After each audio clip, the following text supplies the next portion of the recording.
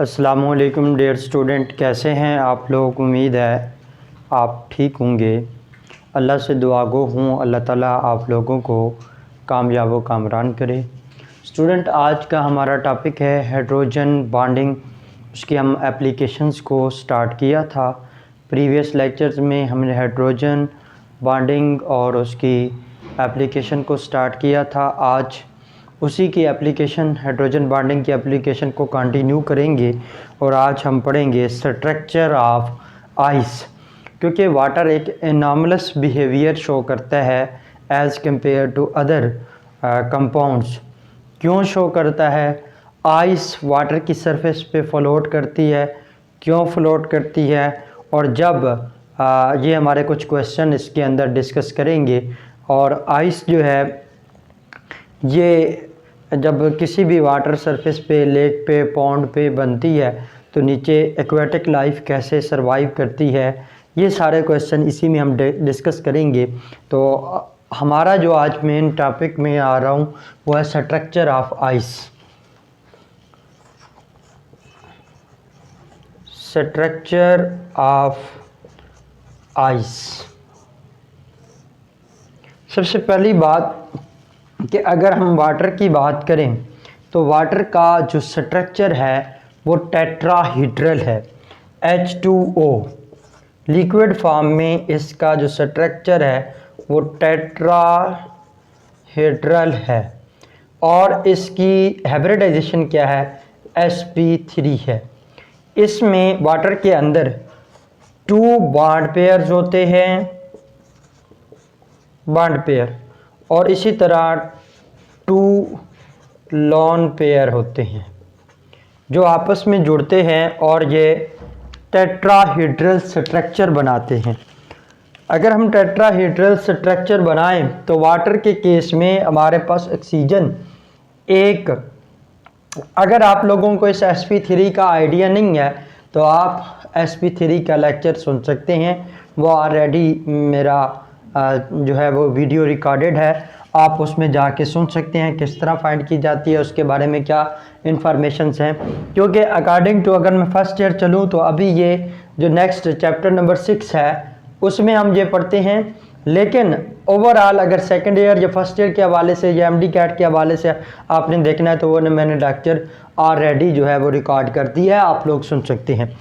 2 bond pair हैं इसमें और 2 ही लोन पेयर हैं। अब ये दोनों मिलकर टेट्राहीड्रल स्ट्रक्चर बनाएंगे।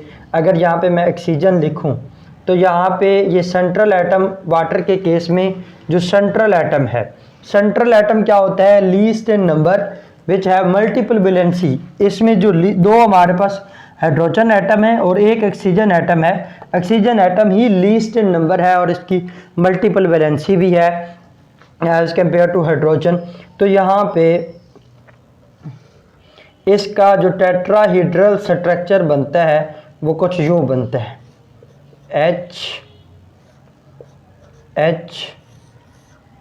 ये इसकी हाइब्रिडाइजेशन sp3 और ये टेट्राहीड्रल स्ट्रक्चर 2 लोन पेयर और 2 इसके अंदर जो हमारे पास आते हैं वो बॉन्ड पेयर होते हैं जो टेट्राहीड्रल स्ट्रक्चर देता है। कौन? वाटर। अब जब हम बात करते हैं आइस की, पहला क्वेश्चन ये आता है कि आइस कैसे बनती है, आइस हम बनाते कैसे हैं। वाटर जो है वो आम रूम टेम्परेचर जो हम मोस्टली कंसीडर करते हैं, रूम टेम्परेचर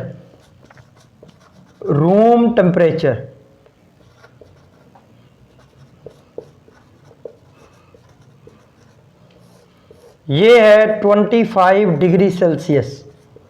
इस 25 डिग्री सेल्सियस पे वाटर जो है ये किस स्टेट में एग्जिस्ट करता है? लिक्विड स्टेट में एग्जिस्ट करता है। जब हम टेम्परेचर डिक्रीज करेंगे, मज़ीद टेम्परेचर कम होगा। एनॉमलस बिहेवियर यही है कि ये 4 डिग्री सेल्सियस तक जब हम टेम्परेचर डिक्रीज करेंगे। अब ये पॉइंट आपका बड़ा ही इंटरेस्टिंग और इंफॉर्मेटिव है। इस पॉइंट को आपने इम्पॉर्टेंट पॉइंट के तौर पर भी लिख लेते हैं। इसके लिए, समझने के लिए आपने एक पॉइंट ये भी याद रखना है कि जो डेंसिटी है ये किस चीज़ की इक्वल होती है, ये बात आपको पता होनी चाहिए। क्योंकि अक्सर इस चीज़ के अंदर हमने बात करनी है कि डेंसिटी की, डेंसिटी किस चीज़ की इक्वल होती है? डेंसिटी कुछ भी नहीं है, या तो ये चार्ज डेंसिटी है या तो ये मास डेंसिटी है। अगर चार्ज डेंसिटी हो तो ये किस चीज़ की इक्वल होती है? Charge per unit area. और अगर मास डेंसिटी हो तो ये किस चीज़ की इक्वल होती है? मास पर यूनिट वॉल्यूम। अब हमने देखा कि जब हमारे पास टेम्परेचर 25 डिग्री सेल्सियस से 4 डिग्री सेल्सियस तक हमने डिक्रीज किया, जब टेम्परेचर डिक्रीज कर रहे हैं तो वॉल्यूम क्या हो रहा है? कम हो रहा है। वॉल्यूम मॉलिक्यूल्स एक दूसरे के करीब आ रही हैं, उनके अंदर वो क्लोज होते जा रही हैं। तो ये 4 डिग्री सेल्सियस एक ऐसा टेम्परेचर है जिस पर वाटर जो है मैक्सिमम डेंसिटी रखता है, मैक्सिमम डेंसिटी। और ये किस टेम्परेचर पे होती है? 4 डिग्री सेल्सियस। 0 डिग्री सेल्सियस पे वाटर की जो डेंसिटी है 0.98 डिग्री सेल्सियस है, और 4 डिग्री सेल्सियस पे वाटर की जो डेंसिटी है ये 1 ग्राम पर क्यूबिक सेंटीमीटर होती है। और ये इस पॉइंट पे वाटर की जो डेंसिटी है मैक्सिमम। रीजन क्या है? यहाँ पे इस टेम्परेचर पे जब हम टेम्परेचर रूम टेम्परेचर तक ले से 4 डिग्री सेल्सियस तक टेम्परेचर डिक्रीज करके आए, मॉलिक्यूल्स करीब आना शुरू हो गए, उनका वॉल्यूम क्या होना शुरू हो गया? डिक्रीज होना शुरू हो गया। और 4 डिग्री सेल्सियस एक ऐसा टेम्परेचर है जिस पर जो मॉलिक्यूल्स थे वाटर के, वो जितना मैक्सिमम एक दूसरे के करीब आ सकते थे वो करीब आ गया, उसकी डेंसिटी क्या होगी? कम। यहाँ पे हो क्या रहा है? मैं यहाँ पे लिखूँ तो यहाँ पे वॉल्यूम क्या हो रहा है? जब हम 25 से 4 डिग्री सेल्सियस की तरफ जा रहे हैं तो वॉल्यूम जो है वो डिक्रीज हो रहा है। अब 4 डिग्री सेल्सियस से फर्दर जब हम 0 डिग्री सेल्सियस पे गए, अब 0 डिग्री सेल्सियस वाटर का मेल्टिंग पॉइंट भी है और फ्रीजिंग पॉइंट भी है। ये ऐसा टेम्परेचर है, ये फ्रीजिंग H2O का मेल्टिंग पॉइंट भी है और फ्रीजिंग पॉइंट भी है।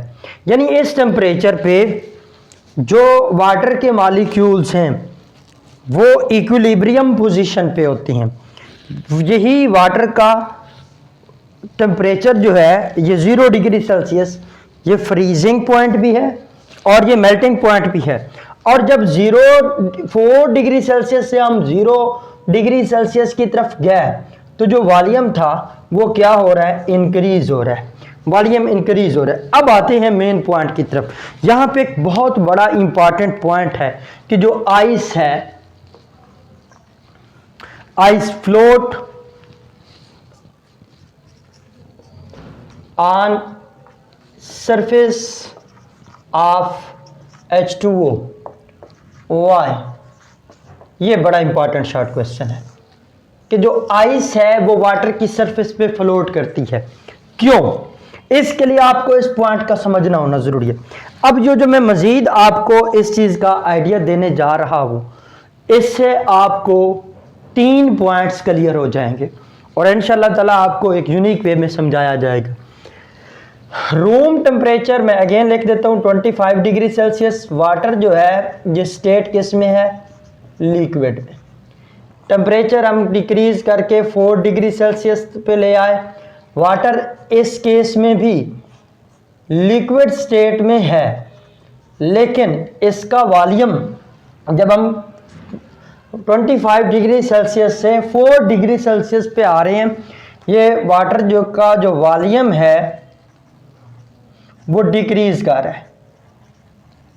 जब वॉल्यूम डिक्रीज कर रहा है तो उसकी डेंसिटी क्या होगी? इंक्रीज होगी। अकॉर्डिंग टू फार्मूला डेंसिटी किस चीज की इक्वल है? Mass by volume.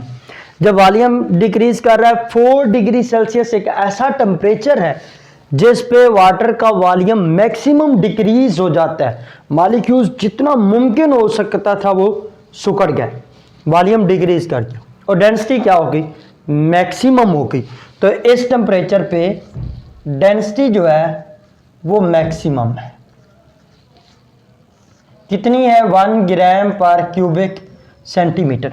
अब इससे मजीद जब टेम्परेचर 0 डिग्री सेल्सियस पे लेके आए, अब वाटर जो है H2O ये दोनों स्टेट में एग्जिस्ट करता है। किसमें? जो मैंने आपको ऑलरेडी पॉइंट बता दिया, this is the 0 degree Celsius is the freezing temperature and also the melting temperature of the ice. तो जो वाटर है ये दो स्टेट में एग्जिस्ट करता है, लिक्विड में भी और आइस में भी। अब सुनने वाली बात जो इंपॉर्टेंट पॉइंट है उसकी तरफ आना है। अब ये वॉल्यूम क्या हो रहा है, जब हम 4 डिग्री सेल्सियस से 0 डिग्री सेल्सियस की तरफ जा रहे हैं तो वॉल्यूम क्या हो रहा है, इंक्रीज हो रहा है। वजह क्या है, क्यों इंक्रीज हो रहा है?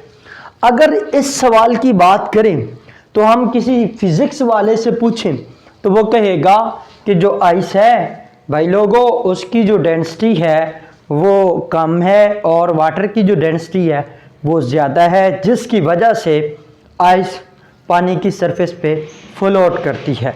कि वो यही कहेगा कि आइस की जो डेंसिटी है ये लो है, जिसकी वजह से ये पानी की सरफेस पे फ्लोट करता है। सवाल आता है कि जो आइस है ये तो वाटर की सॉलिड फॉर्म है। हम हर जगह पे पढ़ के आए हैं कि जो आइस है सॉलिड की डेंसिटी ज़्यादा होती है, उसमें इंटरमॉलिक्यूलर फोर्सेस स्ट्रांग होती हैं। अब यहाँ पे जो इम्पॉर्टेंट पॉइंट आ रहा है कि ये आइस सॉलिड स्टेट है किसकी, वाटर की, तो इसकी तो डेंसिटी ज़्यादा होनी चाहिए थी, लेकिन ये ऊपर फ्लोट कर रही है। क्यों? यहाँ पे आके आपको केमिस्ट्री का जो टीचर है वो आंसर देगा, या केमिस्ट्री का कंसेप्ट जो है वो आंसर देता है। वो क्या आंसर देता है कि जब पानी रूम टेम्परेचर से इवन 4 डिग्री सेल्सियस तक था तो वाटर के मॉलिक्यूल्स लिक्विड स्टेट में थे, और जब वाटर लिक्विड स्टेट में था तो उसके मॉलिक्यूल्स के अंदर इर्रेगुलर थे, उनके अंदर मोशन थी और उनके अंदर प्रॉपर अरेंजमेंट नहीं थी। जब मॉलिक्यूल सॉलिड में गए तो सॉलिड के अंदर मॉलिक्यूल्स प्रॉपर अरेंज होते हैं, और जब उन्होंने प्रॉपर अरेंजमेंट की तो उस अरेंजमेंट वो क्या है कि जब वाटर लिक्विड से आइस में कन्वर्ट हुआ, सॉलिड स्टेट में गया, तो ये इसकी डेंसिटी जो है वो डिक्रीज करके, उसकी वजह क्या है, ड्यू टू हाइड्रोजन बॉन्डिंग, कि वाटर के मॉलिक्यूल्स में हाइड्रोजन बॉन्डिंग हुई, जिसकी वजह से वो आइस में कन्वर्ट हो गया। अब देखें आइस का जो स्ट्रक्चर है, जब हम लो एटमॉस्फेरिक प्रेशर पे बात करते हैं तो इसका जो स्ट्रक्चर होता है वो हेक्सागोनल होता है। हेक्सागोनल जो डायमंड लाइक स्ट्रक्चर होता है। अब हेक्सागोनल की तरफ आए, इसका स्ट्रक्चर बनाते हैं। ये हेक्सागोनल, ये देखें ओ, ये मैंने बनाया ओ, अगेन ओ और ये ओ। देखें ये कंडीशन जो आपको हाइड्रोजन बॉन्डिंग की बताई गई है, आपने इस कंसेप्ट के अंदर ये स्ट्रक्चर उसी तरह ही बनाना है। देखें मैंने लिखा H और ये लिखा H, ये मैंने लिख दिया H और ये मैंने लिख दिया H, अगेन मैंने लिखा H और ये मैंने लिखा H, अगेन मैंने लिखा H और ये H, ये क्या लिखा H और ये लिखा H, यहाँ पे मैंने क्या लिखा फिर H और ये क्या लिखा H। अब अगर इसकी मैं अरेंजमेंट करूं तो हुआ क्या कि आइस के मॉलिक्यूल्स जब 4 डिग्री सेल्सियस तक टेम्परेचर आया, जितने वाटर के मॉलिक्यूल्स थे वो करीब आ गए, उनका वॉल्यूम जितना मैक्सिमम वो सुकड़ सकता था वो करीब आ गया। उस वक्त उनका वॉल्यूम मैक्सिमम डिक्रीज हो गया, डेंसिटी क्या होगी, मैक्सिमम होगी, क्योंकि वॉल्यूम और डेंसिटी का आपस में जो रिलेशन है वो क्या है, इनवर्स है। क्योंकि वॉल्यूम कम है तो उस वक्त डेंसिटी क्या होगी, मैक्सिमम होगी। लेकिन यही तो इनॉर्मलस बिहेवियर है कि जब 4 डिग्री सेल्सियस से हम टेम्परेचर डिक्रीज कर रहे हैं, वाटर आम मैटर की तरह मजीद वॉल्यूम डिक्रीज करने की बजाय वॉल्यूम क्या करता है, इंक्रीज करता है। उसकी रीज़न क्या है कि वाटर मॉलिक्यूल्स के अंदर जो वाटर मॉलिक्यूल्स हैं उन वो अरेंजमेंट शो करते हैं और अपने आप को वो स्ट्रक्चर बना देते हैं, किस में, आइस में कन्वर्ट होते हैं, किस में, सॉलिड में चले जाते हैं। और जब वो सॉलिड फॉर्म में जाते हैं तो सॉलिड के अंदर मालिक सॉलिड बनता ही उसी वक्त है जब मॉलिक्यूल्स के अंदर एक प्रॉपर अरेंजमेंट होती है, और जब ये मॉलिक्यूल्स आपस में प्रॉपर अरेंजमेंट करते हैं तो उनका एक हेक्सागोनल स्ट्रक्चर बनता है 6 कोनों वाला। और एक जब हेक्सागोनल स्ट्रक्चर बनता है और उसके अंदर एक केज डेवलप हो जाता है, एक पिंजरा नुमा जो उसका स्ट्रक्चर है, वो बेसिकली जो आइस का ये वाली बात है कि वो आइस पानी के सरफेस के ऊपर क्यों फ्लोट करती है, उसकी बेसिक वजह उसकी हाइड्रोजन बॉन्डिंग है। और जब आइस में वाटर मॉलिक्यूल्स हाइड्रोजन बॉन्डिंग करते हैं तो वो अपने आप को एक प्रॉपर अरेंजमेंट करते हैं, because hydrogen bonding is a directional bond. और जब वो हाइड्रोजन बॉन्डिंग करते हैं तो वो एक केज लाइक हेक्सागोनल स्ट्रक्चर देते हैं जिसके अंदर एक एम्प्टी स्पेसेस डेवलप हो जाती हैं। अब सुने, मेरे पास अकॉर्डिंग टू कंडीशन AHB ये क्या बन गया, AH और ये B, इसमें कौन सा बॉन्ड बन गया, हाइड्रोजन। AH और ये फिर क्या बन गया, B, हाइड्रोजन बॉन्ड। AH और ये फिर क्या है, हाइड्रोजन बॉन्ड। ये AH और फिर ये क्या है, हाइड्रोजन बॉन्ड। AH और ये फिर क्या आ गया, हाइड्रोजन बॉन्ड। फिर क्या आ गया, AH और ये फिर क्या आ गया, हाइड्रोजन बॉन्ड। इनमें ये सारे क्या बनते जा रहे हैं, हाइड्रोजन बॉन्ड। इन हाइड्रोजन बॉन्ड जब बने तो इसकी वजह से आइस के मॉलिक्यूल्स ने एक हेक्सागोनल स्ट्रक्चर दिया। हेक्सागोनल का मतलब होता है 6 कोनों वाला, जैसे ये देखिए 1 2 3 4 5 6, इसी तरह देखें 1 2 3 4 5 6, एक हेक्सागोनल स्ट्रक्चर बना। जब इन्होंने अपने आप को सॉलिड में कन्वर्ट किया तो बीच में एक केज बन जाता है। ये केज लाइक स्ट्रक्चर है जिसके अंदर ये बीच में क्या बना, एम्प्टी स्पेस। और इसी को हम क्या बोलते हैं, वाइड। एक एम्प्टी स्पेसेस प्रोड्यूसिंग वाइड बन गया। इस वाइड के बनने की वजह से जो आइस की डेंसिटी यानी वॉल्यूम क्या हो गया, इंक्रीज कर गया। वॉल्यूम क्या कर गया, इंक्रीज। और ये कितने परसेंट वॉल्यूम जो है वो इंक्रीज करता है, 9% इंक्रीज करता है। जब वॉल्यूम इंक्रीज कर गया तो डेंसिटी क्या कर गई, वॉल्यूम इंक्रीज तो देन डेंसिटी क्या करेगी, डिक्रीज करेगी। और जब डेंसिटी डिक्रीज करेगी तो डेफिनेट बात है आइस क्या करेगी, वाटर की सरफेस पे फ्लोट करेगी। ये मैंने आपको ये बताया कि why ice float on the surface of water. एक बार फिर रिपीट कर रहा हूँ कि जो आइस है उसकी डेंसिटी जो है वो लो है, और वो हालांकि डेंसिटी लो है। सवाल ये आता है कि जब डेंसिटी लो है तो ये स्टेट तो सॉलिड है, इसकी डेंसिटी हाई होनी चाहिए थी। क्यों लो है, इसका आंसर वह इसके स्ट्रक्चर के अंदर आता है कि जब वाटर मॉलिक्यूल्स में भी हाइड्रोजन बॉन्डिंग है लेकिन वो प्रॉपर रेगुलर नहीं होती, वो मोशन में होते हैं, उनमें प्रॉपर अरेंजमेंट नहीं होती, और वो मॉलिक्यूल्स टेम्परेरी बनता है हाइड्रोजन बॉन्ड। जब वाटर मॉलिक्यूल्स में जब वो लिक्विड स्टेट में होता है तो वो टेम्परेरी हाइड्रोजन बॉन्ड बनता है। जहाँ हाइड्रोजन बॉन्ड बन रहे होते हैं वहाँ हाइड्रोजन बॉन्ड टूट भी रहे होते हैं, उनमें परमानेंट जो हाइड्रोजन बॉन्डिंग एग्जिस्ट नहीं करती। वही जब टेम्परेचर हम फर्दर डिक्रीज करते हैं तो 0 डिग्री सेल्सियस पे जब हम टेम्परेचर ले जाते हैं तो आइस उस वक्त सॉलिड वाटर जो है वो सॉलिड आइस में कन्वर्ट हो जाता है। उसमें की वजह क्या है, उसमें प्रॉपर हाइड्रोजन बॉन्डिंग होती है और आइस का स्ट्रक्चर हेक्सागोनल है एट एटमॉस्फेरिक कंडीशन जो नॉर्मल है। मज़ीद फर्दर लो हम टेम्परेचर या एटमॉस्फेरिक प्रेशर करें तो फिर आइस का स्ट्रक्चर क्यूबिक होता है, लेकिन हम नॉर्मल जो हमारा एटमॉस्फेरिक प्रेशर है उस पर आइस हेक्सागोनल स्ट्रक्चर में है। उसकी वजह क्या है कि आइस की डेंसिटी कम क्यों है, उसका स्ट्रक्चर है। और जब आइस बनती है ये सॉलिड स्टेट्स है, प्रॉपर हाइड्रोजन बॉन्डिंग होती है, मॉलिक्यूल्स अपने आप को अरेंज करते हैं और जब अरेंज करते हैं तो वो एक हेक्सागोनल स्ट्रक्चर बनता है। उस अरेंजमेंट में इस हेक्सागोनल स्ट्रक्चर में जब वो स्ट्रक्चर बनता है तो इसकी एक एम्प्टी स्पेसेस डेवलप हो जाती हैं। इस एम्प्टी स्पेसेस या वाइड्स जो क्रिएट होते हैं उस हेक्सागोन स्ट्रक्चर के अंदर, इस एम्प्टी स्पेसेस या वाइड की वजह से जो वॉल्यूम है वो आइस का इंक्रीज कर जाता है, जिसकी वजह से आइस की जो डेंसिटी है वो डिक्रीज कर जाती है और आइस जो है वाटर की सरफेस पे फ्लोट करती है। एक इसके अंदर ये भी आंसर मिल गया।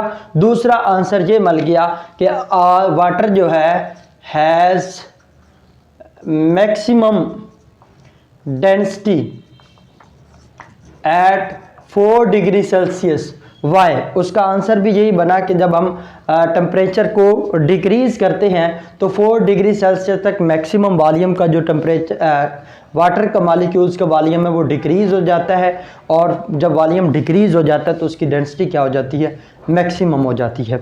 अच्छा स्टूडेंट, इससे अगले पॉइंट की तरफ आते हैं।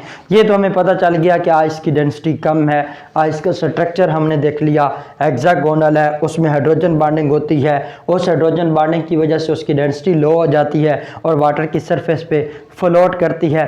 साथ ही उसका स्ट्रक्चर भी हमने देख लिया कि हेक्सागोनल स्ट्रक्चर है और उसमें वाइड या एम्प्टी स्पेसेस प्रोड्यूस हो जाती हैं। 9% एम्प्टी स्पेसेस जो हैं वो आइस के अंदर ज़्यादा प्रोड्यूस हो जाती हैं। अगला सवाल ये आता है कि जो आइस है वो वाटर की जब लेक्स या पोंड्स के ऊपर बनती है तो उसके नीचे जो हमारी एक्वेटिक लाइफ है वो किस तरह एग्जिस्ट करती है। उसके लिए आप लोग एक दफ़ा इसका स्क्रीनशॉट ले लें, फिर मैं अगला क्वेश्चन स्टार्ट करता हूँ।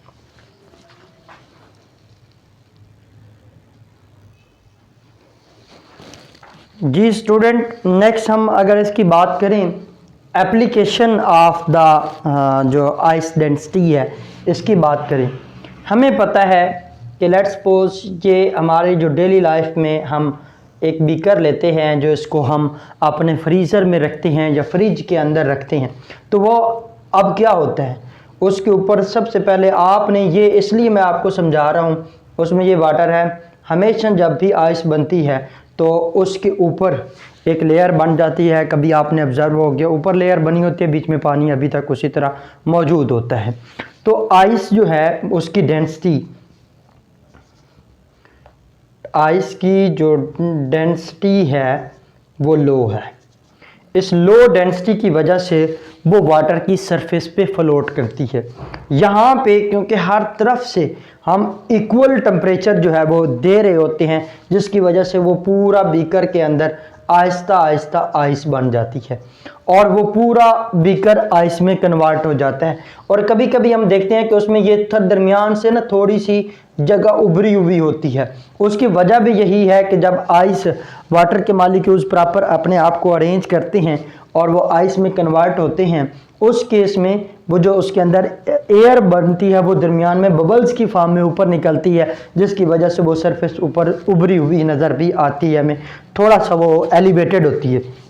लेकिन जब हम पाउंड की बात करेंगे, पाउंड की, उसमें हमेशा जो आइस है वो सरफेस पे होगी, वो नीचे, अब देखो ना यहाँ पे 0 डिग्री सेल्सियस जैसे -1 डिग्री सेल्सियस, नीचे वाला जो टेम्परेचर है वो -1 नहीं होगा।